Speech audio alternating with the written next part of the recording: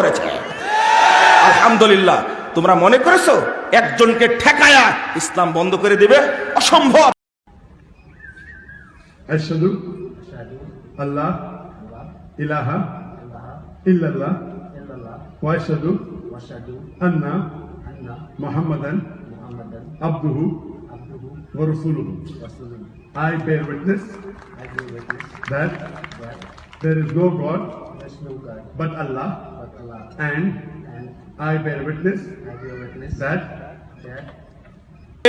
India থেকে বের করে দিয়ে তোমরা সুখে থাকতে পারোনি।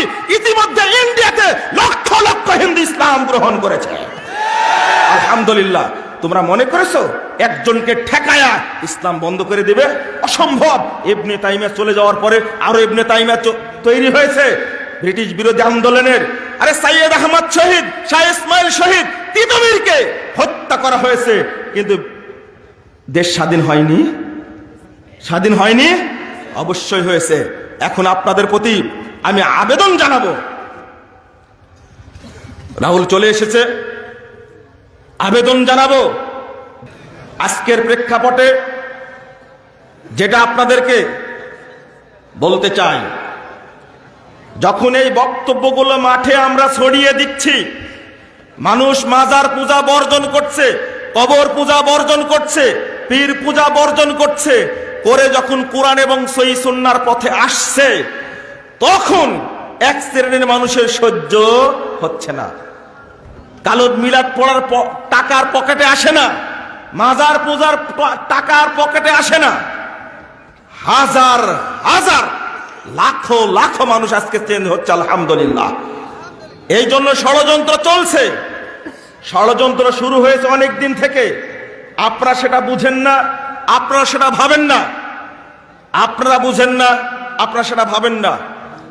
আমরা 2011 সাল থেকে পিস টিভিতে আলোচনা করে আসছিলাম। দেখেননি আপনারা? পিস টিভিতে দেখছেন তো? বন্ধ হলো কেন? 2010 সালের 31 আগস্ট এই দেশে জাকির নায়েক আসার কথা ছিল, আমাদের ঢাকায় প্রোগ্রাম হওয়ার কথা ছিল। বেদাতীরা দরখাস্ত করে চেষ্টা করলো বন্ধ করার। প্রধানমন্ত্রীর কাছের একজন মানুষ, তিনি এই ব্যবস্থাপনা করেছিলেন জাকির নায়েক দেশে আসুক এবং বাংলাদেশের আলেম উলামার কাছ থেকে রেকর্ডিং করে নিক। তখন পারেনি। দুবাইয়ে গিয়ে আমরা রেকর্ডিং করলাম। আলহামদুলিল্লাহ। 14 সালে আবার রেকর্ডিং হলো, চলেছিল। 16 সালে এসে দেখলো পিস টিভির কারণে ঘরে ঘরে ইসলামের সঠিক দাওয়াত পৌঁছে যাচ্ছে। অভিযোগ করলো কি? অভিযোগ করলো। এই অভিযোগটা দিল কারা? এই পিস টিভি কি আওয়ামী লীগ বন্ধ করেছে? পিস টিভি কি বিএনপি বন্ধ করেছে? পিস টিভি বন্ধ করেছে আমার মতো, আপনার মতো টুপিওয়ালা পাগড়িওয়ালা এক শ্রেণীর মানুষ অভিযোগ দিয়ে বন্ধ করে দিল। তারা বলে দিল জাকির নায়েক ইহুদি খ্রিস্টানদের দালাল। নাউজুবিল্লাহ, আস্তাগফিরুল্লাহ। জাকির নায়েক ইহুদি খ্রিস্টানের দালাল? বলেন জাকির নায়েকের বক্তব্য শুনে কয় লাখ মুসলমান ইহুদি হয়েছে? একজন হয়েছে? কয়জন খ্রিস্টান হয়েছে? তো ওই সমস্ত মুল্লাদের বক্তব্য শুনেন কেন আপনারা? ওরা কারা? বাংলাদেশে এতগুলো টিভি চ্যানেল আছে, কোন চ্যানেলের বিরুদ্ধে অভিযোগ করলো না। অভিযোগ দিল সরাসরি পিস টিভির বিরুদ্ধে। অথচ বাংলাদেশের পরিবেশটা নষ্ট করেছে, সবচেয়ে বিচ্ছেদ ঘটিয়েছে স্টার জলসা। এটা আপনারা বলেন। ও টুপিওয়ালা মুল্লারা, তোমরা স্টার জলসার বিরুদ্ধে অভিযোগ করলে না কেন? যে টিভির বিরুদ্ধে অভিযোগ করলে না কেন? বাংলাদেশে কত বেশ্যালয় আছে, গান বাজনা হয়, সেইগুলোর বিরুদ্ধে কথা বলো না। যে টিভি চ্যানেলটা ইসলাম প্রচার করতো সেটার বিরুদ্ধে অভিযোগ করলে তোমরা। এরা মূলত স্টার জালসার দালালেরা, আমি যেটা মনে করি। আশ্চর্য। ক্ষতিটা কার হলো বাংলাদেশে? মুসলমানদের ক্ষতি হলো না? আজকে আশ্চর্য হবেন। বক্তব্য দিতে গেছি, ওসি সাহেব ফোন দিয়ে বললেন যে আপনার বক্তব্য দিতে নিষেধ করছে। এক দল টুপিওয়ালা পাগড়িওয়ালা লোক আসতাম 200-300। তার মধ্যে কি করবেন আপনি? আপনাকে ফোন দিছি এই জন্যই আমি বললাম আপনার কি মনে হচ্ছে বক্তব্য বন্ধ করে দেবো? না না, আমি বক্তব্য বন্ধ করে দেবো না, কিন্তু এরা যে বিশৃঙ্খলা করলে আপনি কি করবেন বলেন? পুলিশ কি বন্ধ করতে চাচ্ছে প্রোগ্রাম? টুপিওয়ালা 200-300 লোক গেছে থানায়, যেখানে রক্তপাত ঘটবে, মিছিল হবে, বোমা হামলা হবে, নানান কাহিনী। ওসি সাহেবকে বললাম যদি আপনার ইমানে কুলাই বন্ধ করে দেন তবে অবশ্যই এর হিসাব দিতে হবে, আপনি তদন্ত করে দেখেন। ওসি সাহেব আলহামদুলিল্লাহ তিনি বলছেন যে ঠিক আছে, আপনারা প্রোগ্রামে যাবেন, আমিও থাকবো, ভুল করলে ওখানে অ্যারেস্ট করে নিয়ে চলে আসবো। ওসি সাহেব প্রোগ্রামে এসে দেখছে কোনো টুপিওয়ালা নাই। আমরা কি বক্তব্য দিই? এটা আমার নামে রিপোর্ট দিয়েছে, মুজাফফরের বক্তব্যে জঙ্গিবাদ ছড়ায়। আমি জঙ্গিবাদ ছড়াই? আমার ইতিহাস তুমি জানো? আমার রিপোর্ট তুমি জানো? যদি উপমহাদেশের ইতিহাস বলি তোমাদেরই চরিত্র বেরিয়ে আসবে। উইলিয়াম হান্টার লিখে গেছেন দি ইন্ডিয়ান মুসলমান গ্রন্থের মধ্যে, শেষ পৃষ্ঠা পড়ে দেখো। ব্রিটিশ বিরোধী আন্দোলন যারা করেছে তারা আহলে হাদিস উলামায়ে কেরাম, বেদাতি মোল্লারা মাজারে মাজারে, কবরে, খানকাই বসে বসে মুরিদদের নজর নিয়াজ খেয়ে একবার পেটের ভড়ি মোটা করেছে। আহলে হাদিস উলামায়ে কেরাম ব্রিটিশদের বিরুদ্ধে আন্দোলন করে এদেশকে ব্রিটিশ থেকে মুক্ত করেছে। আর তুমি আমাদেরকে জঙ্গি বলো?